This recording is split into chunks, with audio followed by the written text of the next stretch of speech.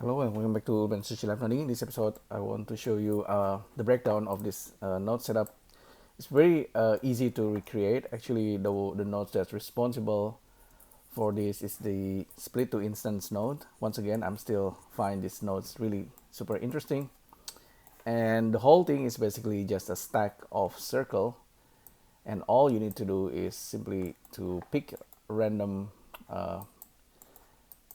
a random value of the group ID of a circle, and then you simply pick instance of these shapes that's been duplicated multiple times. So that's why you get this kind of like a towering structure thing. So it's very easy, can be remade under 10 nodes. So I will just build this from scratch. I first figured this weirdness when I start with the default cube. I created geometry nodes, and I will use the split to instance split to instance node, right? So this node comes with multiple flavor, so it can works in domain of point, edge, face, spline, instance. They are pretty interesting. I was playing around with it with this, and let me show you curve circle. So we can use curve circle, which is like a curve. If you imagine circle is like a closed curve, right? And if you plug this into this geometry, and then you can use this as instance, right? Let me show you first. First of all, it's just a circle. If I use random value, plug this into the group ID, what's gonna happen? Look at that, we already have something interesting happening, right? It's pretty unusual. Look at that. We actually have wherever the path points group is more than 3 points, it's gonna be like a filled curve, like a curve shape, like n-gon that can be filled with fill curve. Okay, so that's the first idea here. The original, okay, this is the original curve circle. It can be, it can have any kind of resolutions. We pick a number. You can also try to resample it. It's up to you. But it's just basically a curve circle, plug into split to instance, pick random points, and from that random points, geometry nodes will be smart enough to find an n-gon based on this random grouping.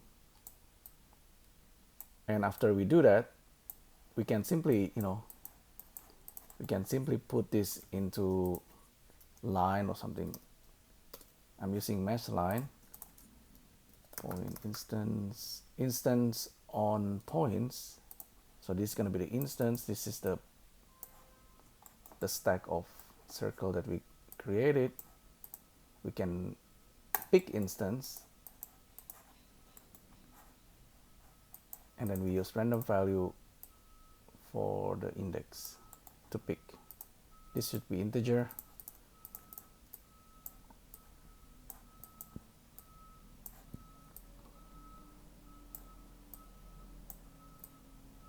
Okay, so that's basically the whole process. If you didn't use curve circle, actually if you use mesh circle, which is like a circle made of polygon mesh, you're gonna get a different result. And you can actually use edge or face, which is quite interesting in itself, right? Look, with our stack of line itself, we can have many instance. So imagine lines have points, right? And it's growing in the z-axis, and we are using the points of that lines. Just plug this into instance on points, and we get that. as the effects. So I should actually save this split instance. So this is like split instance using mesh circle and curve circle. Okay, we're gonna get different effects. We can sort of use this to create like maybe like a Christmas tree or something. If we actually scale instances here, you know, we can scale this. We can scale this randomly, but don't use random. In this case, maybe use index of the instance. We can plug this into the map range, plug this into the scale. So index will go from, we are remapping the index value. So we can perhaps do it this way.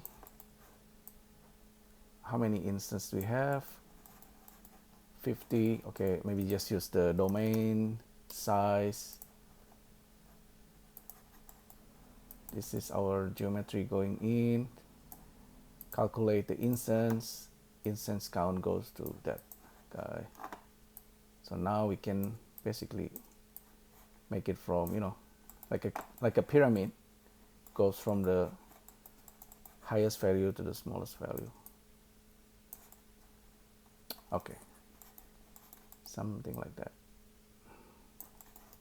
So use mesh circle or use curve circle, maybe use switch between the two, or maybe don't worry about that, just use the curve for now, and goes into the points. Now we have these broken pieces, right? At the very end, you can use solidify, or just use extrude mesh. Yeah, you might notice there might be like edges that we don't need. Maybe we can delete some edges or something.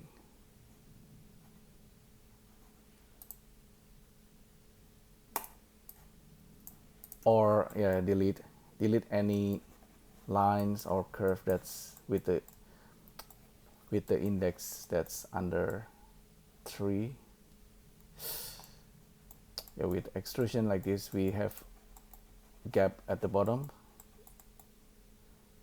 Use solidify if you want like a proper solid objects, but anyhow, this is the whole process.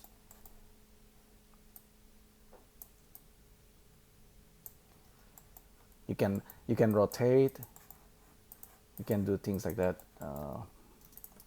Rotate, so scale, rotate, translate. You can do that on the pivot of the objects. We don't need to rotate it because it's already looking pretty random anyhow. So mesh line. So you don't really need to use mesh line. You can use something like points, and the number of points instance, you can increase it here, and then you can randomize, translate instances of, okay, all of this is pretty useful. Random value goes into combine XYZ. This value goes into the Z axis, goes into the translate. So you can randomize the translations of these pieces of objects, or you can just scatter it on something. Sphere.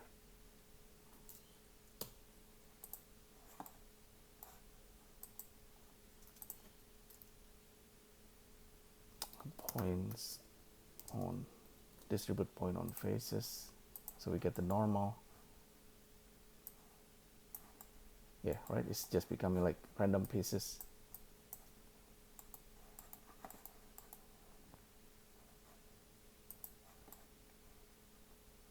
I think it's pretty useful. It's just getting super random now.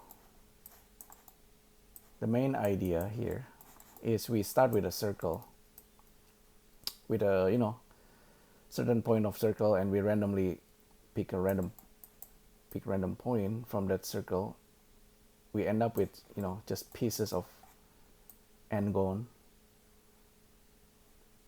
and from that pieces of n-gon, we can just randomly instance it on any kind of points, so we get this result. Pretty cool, I guess. So hopefully this is useful. Thanks again for tuning in, and I'll see you in the next video. Thank you.